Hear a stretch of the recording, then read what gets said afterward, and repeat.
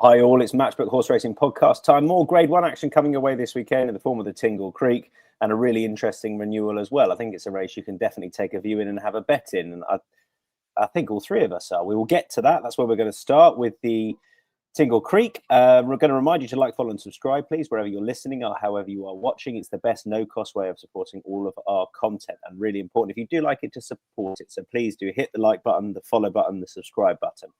Use the bonus code POD50. The T's and C's are on the website if you want 50 quid in free bets. Simple as that. POD50 if you want 50 quid in free bets. The T's and C's will tell you how to take advantage of that. Right, Tingle Creek time.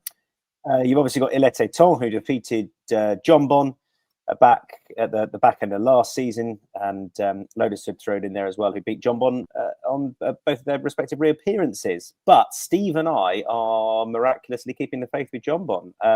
So that's where we're going to start. Steve, I just feel like it's not necessarily the cheap pieces going on. I think I'd have supported him whichever way.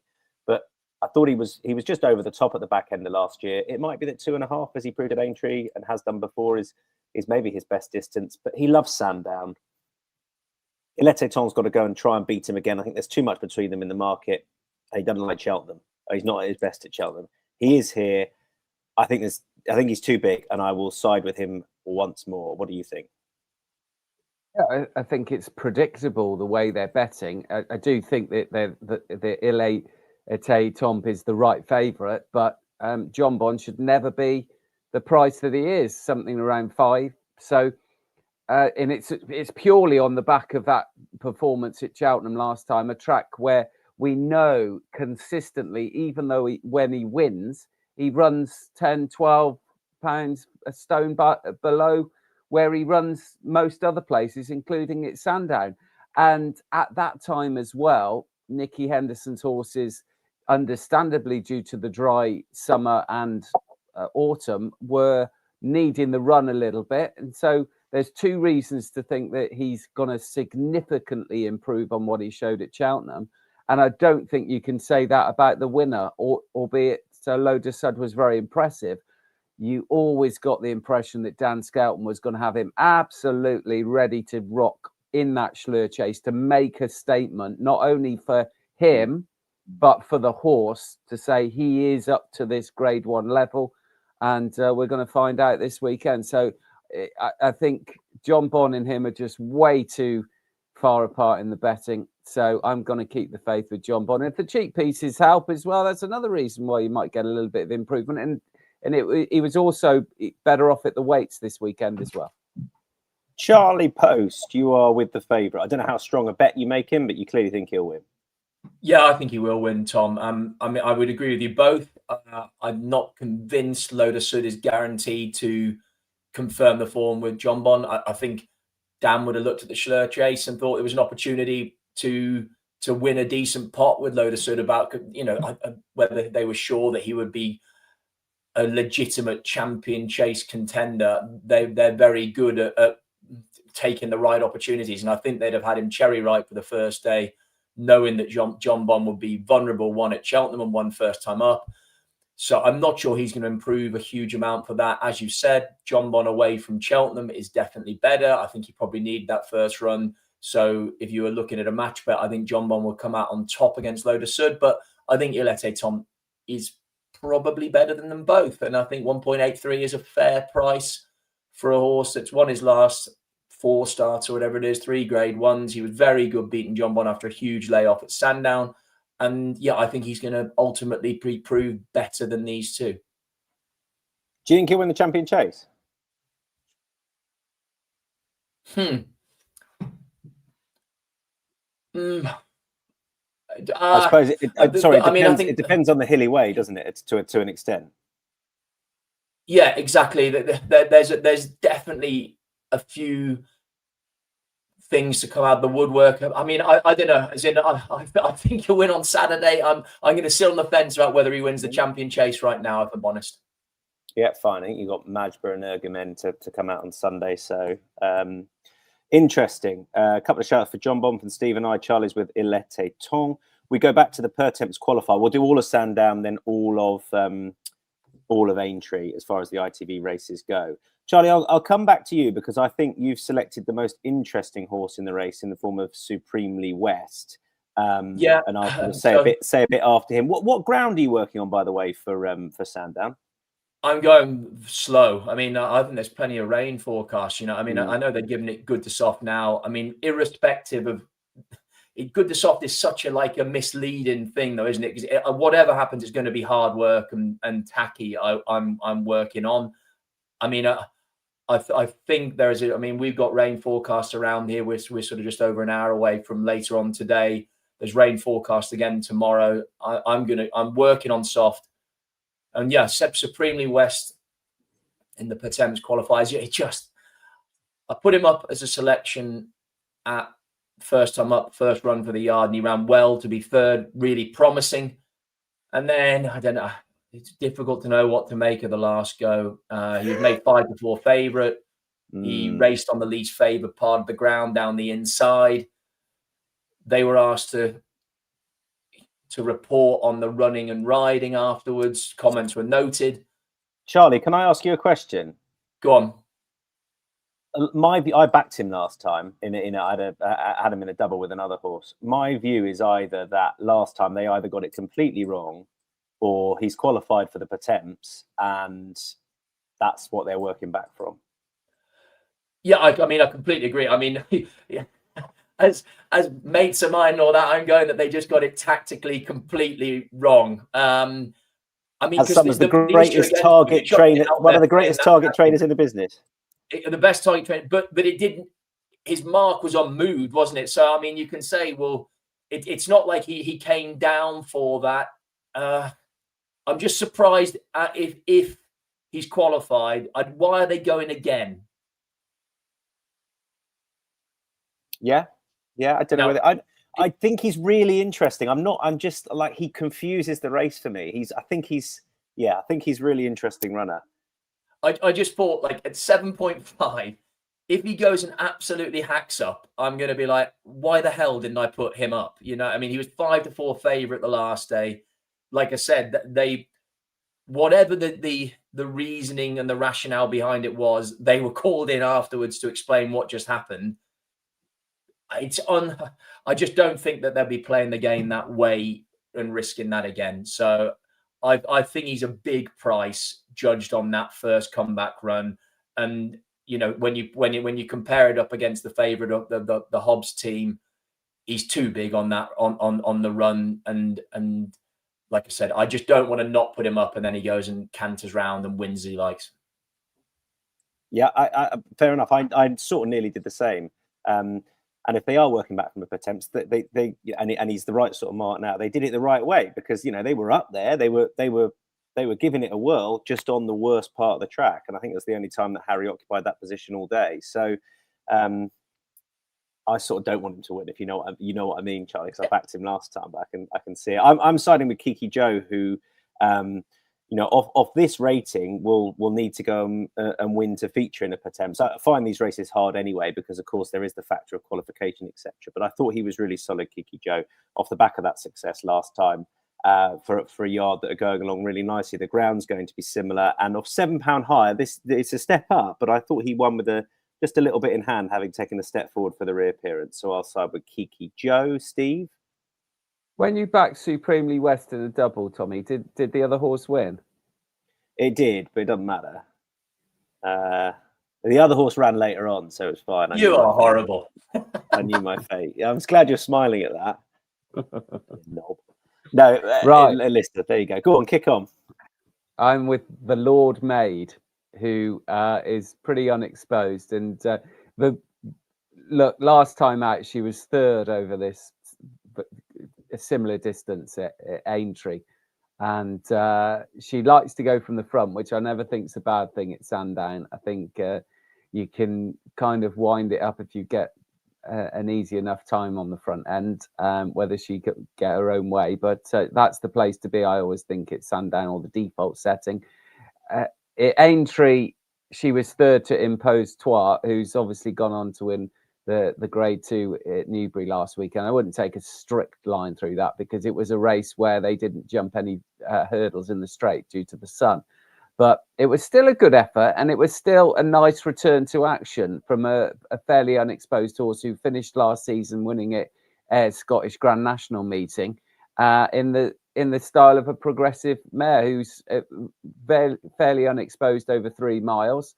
And I think give it a good shot. She's from an informed yard and Tom Lacey. She should improve for that first run of the season. She does get a little bit tend to be a bit keen first time out. So I think in what is a wide open race, the Lord Maid will definitely stay the trip, which some of them might not. Okie dokie, that's the opening race done on the Sandown card. We move on to the Henry VIII Novices Chase. I'll make a case for a small lay on Lulamba coming up. It's not like the strongest opinion in the world. I'll kick off with you, Charlie. You are with Lulamba? Yeah, I think he's one of the most exciting horses in training. There's pace in this race. You know, they've been on about that maybe they see him as more a 2.5 miler. I'm not completely convinced by that. But with Al Nalam in there, Lump Sum, you know, Be Aware, they've all gone forward in their races. So we're going to have good tempo, stiff 2 miles. I'm never completely wild about Henderson horses on bad ground, but this lad did win round Etait on heavy. So I'm taking it that he'll be fine on it for all that. I'd always factor into my bet, and I'm never sure Nicky Henderson's are quite as good on very, very slow ground. I just think he's the best horse in the race. And you know, Be Aware's second favourite. I think Be Aware is good fresh. He showed that at Stratford. He ran well at Cheltenham last time out, but he was readily put aside by July Flower, and I'd be disappointed if Lulamba isn't a good bit better than July Flower. So, yeah, I think he's an absolute certainty. Steve? Yeah, I think it's the same old story. I don't ever remember this in my youth and through the 90s, and that everyone was desperate to find the next superstar. And as soon as a horse wins 1 or 2 races, they're the next superstar. And then when they get defeated, everyone's like desperately disappointed. And it's the race is just priced up like that way. I was impressed with Lulamba, what he did at Exeter first time up when beating Fingal Bridge, who made a lot of early mistakes and wants a lot further, and Tripoli Flyer, who made a lot of mistakes. So I don't think it was particularly strong form, even though on the face of it, it was an interesting race. But you can't knock the performance of Lulamba, but you cannot knock the performance first time up of Lump Sum at Utoxeter, who thrashed a horse called Jax Jr., who came out to win next time at Kempton by 12 lengths. And it was just such an impressive starting point from a horse who's battle hardened over hurdles, had a high level of form over hurdles, won the Welsh Champion hurdle, was second to Sergino in the Fighting Fifth, and it was second to Joyous in the big Newbury handicap. So high level of form over hurdles, impressive chase debut, and yet they're so far apart in the betting purely because of the hype for Lulamba and the desperation to see the next superstar. And I'm sure it's all down to social media, one of the worst inventions ever. But what about your ratings, though? You know, and the fact that Lulamba gets £6 for the weight for age allowance. You know, look, somebody's got to nearly 160 to beat it. Even a fifth rating say can't do that. Steve, what is worse, right? I want to know what's worse. Yeah, I know what you're going to say here. Hang on. At these 3, right? What's worse? Official ratings, social media, or Bazball? Oh, Bazball, obviously, because official ratings do have their uses, because obviously the handicap system is based on them. Bazball is just pointless. And social media, well, it's entertaining, isn't it? I like watching that guy who does the commentaries on people having a fight and shooting people abroad. But that's another thing. I thought you were going to say the going description at Etait. That's the other one I thought you were going to go. Steve gets more when Steve goes, well, he gets more David Brent by the second. Right, moving on. That's fine. Just to say, Smith is out though now. Good. See you later. Right. Okay, so you've made your case for Lump Sum. I'm going to do my Lulamba lay now because it feels the right time to do it. I'm in Steve's camp. Can I see this horse winning easily? Yes. But the fact is, you've got 4 horses in here who fairly bolted up on their chase debuts. And I know Be Aware came up short last time to July Flower. Over a little bit shorter, and it might be that the intermediate trip is Be Aware's best. It might be the case for Lulamba that he is better over further. I'm not necessarily buying into that, but I think the ground is interesting as well if it does go testing. And it's not going to be as testing on the chase course as it is as the hurdles course. But his price at 1.67 is absolutely on vibe and what he might be. Like, there is some depth in here, and I think he is just too short. And Matt Toombs made the point on our jump season preview that the 4-year-old form from last year over hurdles may not be comparable to the Sagino level the previous year, although we didn't see Sagino, I know, but it's not necessarily comparable, and he is short. Can I see him getting beat? Yeah, 1.67. I would definitely rather be against. Okay. 2 mile handicap hurdle, nothing for you, Steve. Charlie, Metier will like the ground, likes the track. Yeah, I mean, look, this would be far more of a chancy one, but yeah, 17.0. He's been plying his trade most of the time on the flat in recent certainly the last year, but there's no doubt he's a Tolworth winner over the course and distance. He's well handicapped off 133. Harry Fry's horses are going pretty good. I think he's 2 from 15 or something over the last fortnight, and a few more of them have been running very well. And just put him up winning place, because the ground definitely is going to go deteriorate. I think Tom Clark said in the comments that he's not far. Trevor Clark from Sandown, they've had a load of rain. He's working on heavy ground. If it is heavy, it's really going to suit Metier. And yeah, just with the rating that he's off, with the form that he carries in, and his effectiveness on bad ground, I thought 17.0 was too big.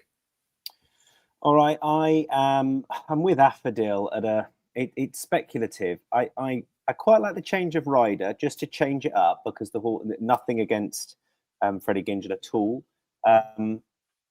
He likes the track. I can see him nailed on in the 3, so I'm going to back him win and place. I've often thought they're working back from a target with this horse, which has often been Imperial Cup or Musselburgh, but I think it was Musselburgh. I haven't got the form in front of me. But right now, I think they probably just want to get a win into him with where he's rated. He's 10.0, win and place. I think that's very, very much fair enough. 3:35, the London National, nothing for me. You two are both with the same one, Rivers Corner. Who wants to go first? Go on, Steve. Right, here's Rivers Corner, who comes from an informed yard of Joe Tizard's. And this is a horse who's been improved by blinkers. Has only had 4 starts over fence. He's quite a young horse, unexposed. Ran a perfectly respectable first run of the season, especially as he was surprisingly big in the betting. He finished 3rd behind You Can't Be Serious, who's also trained by Joe Tizard, who was ridden by Freddie Gingell, where his stable jockey Brendan Powell was on Rivers Corner. So I'm sensing from the betting and from the run style of that 3rd at Exeter, which was over way too short. 2 miles 3 was way too short. His first 3 starts, his win at Newbury and his following second to Newbury, both came over just shy of 3 miles. And even that didn't seem far enough. So to finish 3rd, only beaten 4 or 5 lengths at Exeter over 2-3 on decentish ground, I thought was a really promising effort from Rivers Corner, because for all the world, he looks like he's going to stay extremely well. He goes up to 3.5 miles or more than nearly 3 miles 5 for the first time. If he does get the distance, I think he will, and I think he's going to improve significantly for it. I think he's a young horse who has the potential to be well handicapped. And for the life of me, I don't know why he's double figures in the betting in such a small field. Keep an eye on Jupiter Allen, because he's also in on Friday at Exeter. So, but he's again a similar sort of price, so it shouldn't affect the market too much. Rivers Corner, way, way, way too big. Good. Apologies for the background noise. The music for the Dubai program I'm about to do is just pumping out. It's pumping out. Charlie. What it is to be you, hey, over there in the sunshine of Dubai and all that. We're just here in the cold. But yeah, I mean, for the life of Steve, I'll get them to play some violins for you in a sec, man. I'd like that. I doubt you could. For the life of Stevie, I can't understand why this horse a double figure price. I don't want to put my own life on the line, but I'll chuck his. Second season chaser, yard in form. Like Steve said, really promising run over an inadequate 2-3 when he was weak in the market, and now up to 3.5 miles, which is very interesting. He looks like he'll relish it. Yeah, I thought 12.0 was a massive price. All right, that's Rivers Corner, the juvenile hurdle. Again, I'm sitting out the 205 at Aintree. This is Charlie. I'll come straight back to you in the 11.0 shot. Yeah, putting up one ridden by my brother. So Scarlet Moon for Archie Watson. Real decent flat horse, form up in the mid-80s. Got turned over on debut, was disappointing, but then looked much more at it at Warwick, where he won well. Form of the race doesn't amount to much, but looking, through his main market rivals, he brings in a similar level of flat form, yet he's a lot bigger, presumed because of connections. And if he gets into a good rhythm, he's a prominent racer as well. I think 11.0 is too big. Now, whether, again, if they get a lot of rain up there, whether he'll handle very testing conditions, he hasn't really tried them before. But on pedigree, I think he's a See the Moon. I don't see a reason why it shouldn't work for him. So, yeah, thought 11.0 is just a big price in given the context of the race and the opposition. Steve, that Jack's catch is phenomenal, by the way. Steve. One question to Charlie. In the Poste family, who got the looks and who got the riding talent? I suppose I came up short on both fronts, but I got the charisma, Steve, so it's all right. I was going to say, Good. Charlie. I think you got loads of it all. Etait for me, who has not been seen over hurdles, but is trained by Dan Skelton, and the Triumph Hurdle winner of Willie Mullins didn't stop him being successful at Cheltenham Festival, not having a hurdles run. So I just thought that the form on offer for a listed race, albeit a juvenile hurdle, wasn't particularly strong. Etait was trained in Ireland, won a big field Galway maiden by a wide margin, by 4 or 5 lengths when we last saw him in July. That was when trained by Johnny Murtagh. It comes from a very good family of the Aga Khans, the likes of Estimate and other real good quality stayers. So has what it takes to improve going over hurdles. So I'm going to take a bit of a chance with Etait at the right price. Good stuff. That's the juvenile hurdle. We'll come to the Beecher. I'll kick off here because I haven't had a go for a bit. Western in the Park is a 10.0 shot for Ollie Murphy, completely unexposed at the distance. Spoke to Ollie on Wednesday night on Racing TV, and when he's pretty confident about one, I genuinely sit up and take note. I think the horse has got a right chance. Brian Hughes is booked. He shaped well at Leicester. All right, Cheltenham in the Kimura didn't work out. And last time on reappearance was sent off favourite. But I did think shaped well and then blew up. I'd be pretty excited about him off a mark of 130. Western in the Park if he takes to the fences. Steve? Yeah, I think this is another price-based one because Val Dancer, who won the Welsh National last season, purely the fact that he finished 9th of 9 in a race at Carlisle on his comeback run, it's been ignored in the betting, and I just don't see why. Especially they're due a lot of rain at Aintree through Friday night into Saturday morning, and the Grand National course, especially, which is obviously watered more than the normal coursing, is a fair bit softer at normal times. Could turn really testing, and it could be a real slog in the Beecher Chase, and that would suit Val Dancer, who went well for a long way through that Carlisle race. He only backed out of it from the second last, and I thought it was a promising comeback run. Still well enough handicapped, I think, ran very well when third from out of the weights in the Grand National Trial at Haydock on his final run of last season, having won the Welsh National. And he loves soft ground. He gets on the front end and he stays very well. And he's at the right end of the weights. So Val Nancer at 17, I think give it a right good go in the Beecher Chase. And Charlie with Mr. Van Gogh. Yeah, I've gone for the horse at the top of the market. He will absolutely love it if conditions deteriorate massively. He's a prominent racer, which I always often think is a good thing over those fences. And he's just so progressive. He won all 3 starts last year. He won the London National, obviously, which is ran at Sandown on the same day. Then won the Peter Marsh, and then won the Midlands National. You know, he was bumped up 9 for that. But he's a 9-year-old, but he's still thoroughly unexposed. I think he's only had the 11 starts in total.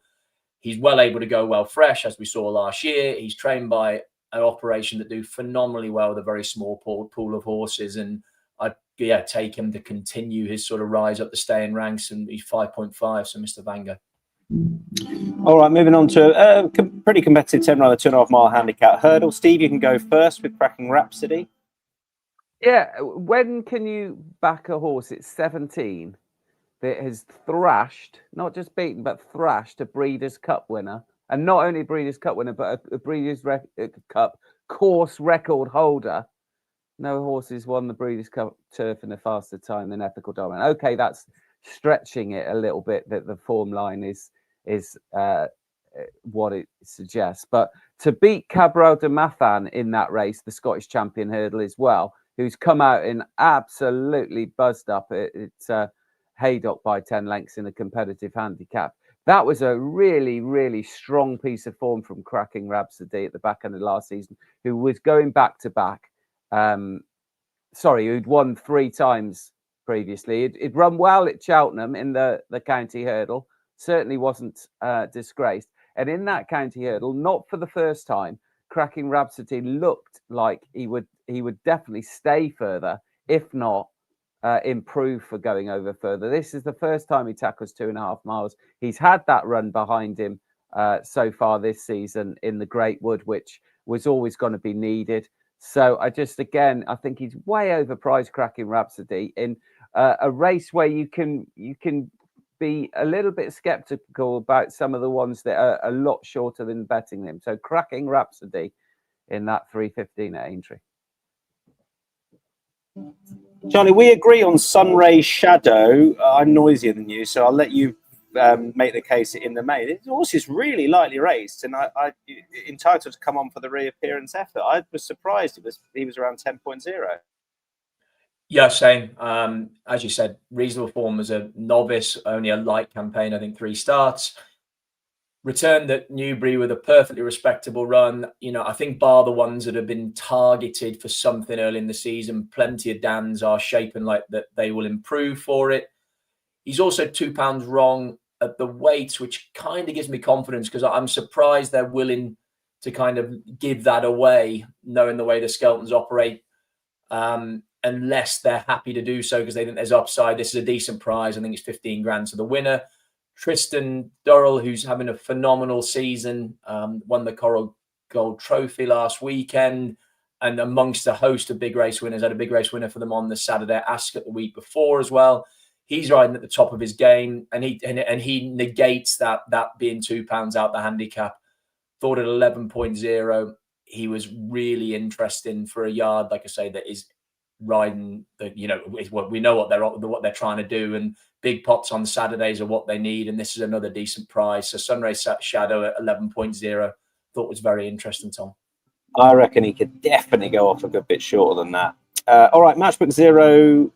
No, sorry, any other bets first of all? Excuse me, any other bets? You both got one. Come to you first, please, Steve, and in an earlier race at Aintree. Yeah, the 12:58 Pleasington, who I think will improve for the Chase debut when I thought he ran really well and the softer ground, and I think he's quite a nice prospect. So Pleasington, 12:58 Aintree. Charlie.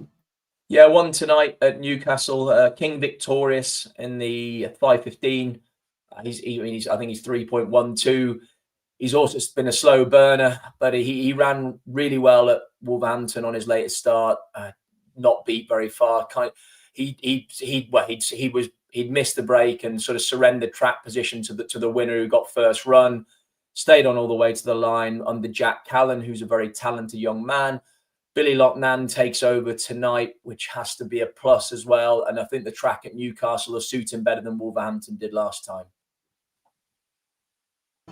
All right, now we come to the Matchbook Zero long shot, which goes live an hour before each race. Most likely to get best odds, zero margin, zero commission. So try it for a win bet. Mine is Western in the Park at 10.0 in the Beecher. Steve, you are with?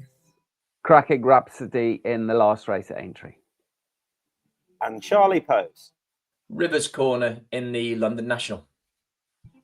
Lays, I've already made my case for laying Lulamba on account of worsening conditions, and it being a deeper race than the market gives it credit for. Steve, you've got a lay in the Aintree Open.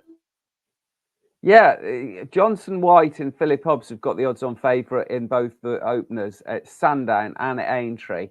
I was tempted to lay both because they're both odds-on when they shouldn't be. Captain Hugo, who's obviously a very promising horse, but he's going to come into his own over much further. Don't think a three-runner race is his bag. So I'm going to lay him at odds-on in the 11.48 at Aintree, Captain Hugo. All right, best bets. Mine is a Hobbs and White horse in the form of Kiki Joe at 5.0 in the 120 at Sandown. Steve? Rivers Corner for me in the London National, the 3.35 at Sandown. And Charlie? Mr. Vango in the Beecher. Okay, good stuff. Head to insights.matchbook.com for a recap of all of those selections. And don't forget about that treble. It's money back as a free bet, best bets treble. Stick a $5 on it. If it doesn't cop, that's Kiki Joe, Rivers Corner, Mr. Vango in a treble. You get your $5 back. If it does win, you're going to be doing well because 5.0, 12.0, 5.5 will pay very nicely. Have a fabulous weekend. I hope we found you plenty of winners. Bye-bye.